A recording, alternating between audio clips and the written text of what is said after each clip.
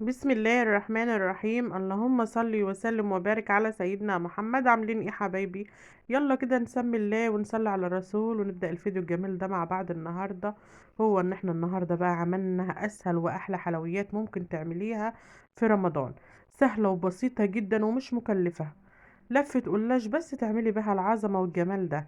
لو أول مرة تشوفي قناتي ياريت تشرفيني وتنوريني كده وتحطيلي لايك وتحطيلي اشتراك وتكتبيلي كومنت جميل زي كده وتقوليلي بتشاهديني من أي بلد. يلا بينا نشوف الجمال والحلاوة ديت ونشوف عملناها ازاي.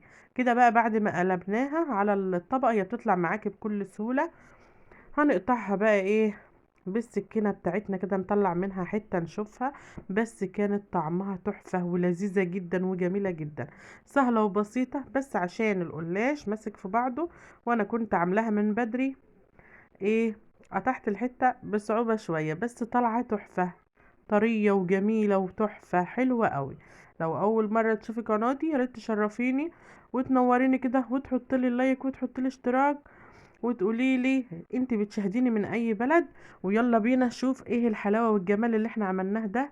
بمكون بسيط بس كده عملناه سهل وبسيط جدا وجميل جدا. لو عندك عزومة ولا عندك حاجة هتعمليه بكل سهولة وهيطلع معاكي ناجح وحلو جدا. لفة قلاش بس عملنا الحلاوة دي. يلا بينا يلا بينا. اول حاجة كده ايه، جبنا الصينية بتاعتنا اللي هنعمل فيها القلاش. دهنها ايه، زيت. وقطعت ورقة على قد الكل الصينية من تحت وحطيتها في قعر الصينية. بس انت لو عندك ورق زبدة حطي. بس في حاجة بقى، انا بالنسبة ليا الحتة دي ما عجبتنيش ان انا حطيت ورقة الكراسة او ورقة الزبدة لزقت في كيكة القلاش. لو انت بقى حابة تعملها بقى حطي ورقة من بتاعة القلاش نفسها اللي هي ديت في قعر الصينية، في قاع الصينية من تحت، علشان تطلع معاكي حلوة ورقة الكراسة او ورقة الزبدة متلزقش فيها وتيجي تطلعها زي كده وما تعرفيش. حطي ورقة من دي اسهلك واحسنلك. كده بقى شفت الورقة بتاعت القلاش احنا بنعملها ازاي. تاخدي الورقة ايه، تلفيها ببعضها كده ايه اي لفة كده، ايوه كده، وتحطيهم جنب بعض. تفضلي ترصي نص ديت ورقة قلاش نص لفة، نص كيلو. عملت الصينية الجميلة الحلوة دي. طريقة سهلة وبسيطة جدا ومش مكلفة، وبتطلع معاكي بكل سهولة. بتعمليها في 10 دقايق، متاخدش اي وقت ولا اي مجهود. كده خلاص بقى ايه، بوريكم بقى ايه اخر واحدة بقى هنحطها كده علشان نقفل الصينية بتاعتنا. طلعت معانا جميلة اهيت. جبت بقى 3 معالق سمنة حلوين كده، سخنتهم على البوتاجاز وحطيتهم في طبق. وجبت كوباية لبن وفيها 3 معالق سكر. هندوب السكر كويس. لو عندك سكر بودرة يكون احسن بس انا عملت بالسكر الموجود عندي. قلبوهم تقليبة كويسة. وهناخد معلقتين كاستر. هننزل الاول بكوباية اللبن بالسكر في ايه على السمنة. وهناخد بقى معلقتين كاستر هننزلهم في قلب اللبن والسمنة.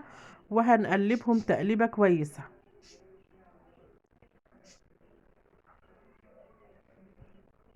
هنقلبهم كده تقليبة كويسة لما المعلقتين الكاستر يدوبوا، ما يبقاش فيهم حاجة ايه مكلكعة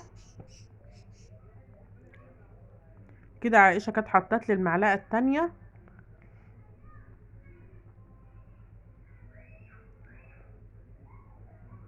هنقلبهم، نفضل نقلب فيهم كده لما يدوبوا خالص ويطلعوا معانا بالجمال والحلاوة اللي انتوا هتشوفوها دلوقتي. لو وصلت معايا لحد هنا صلي على النبي كده واذكري ايه الرسول واذكري ربنا، وربنا يوفقنا ويوفقكم يا رب كلنا.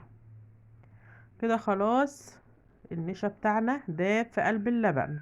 هناخده بقى كده ونروح ايه على الصينية بتاعتنا.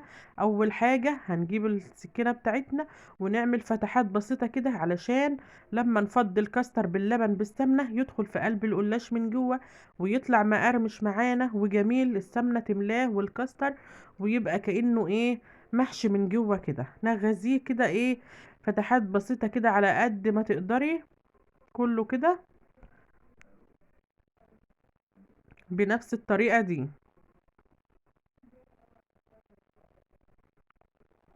نزلنا بقى ايه بالمكون بتاعنا اللي احنا عملناه على وش الصينية كده وهنرش كله، نغطي بيه القلاش بتاعنا.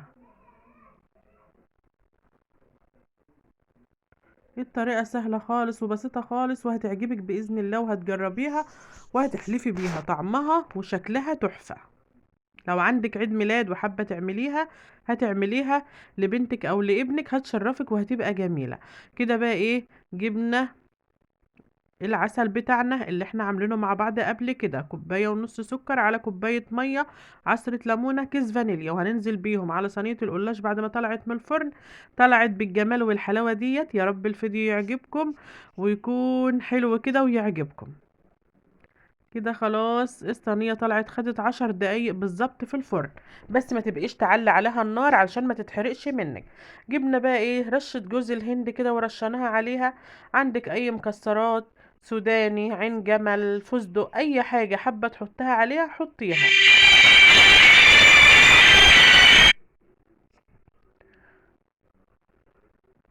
خلاص كده طلعت بالجمال والحلاوة ديت. اشوفكم فيديو جديد، باي باي.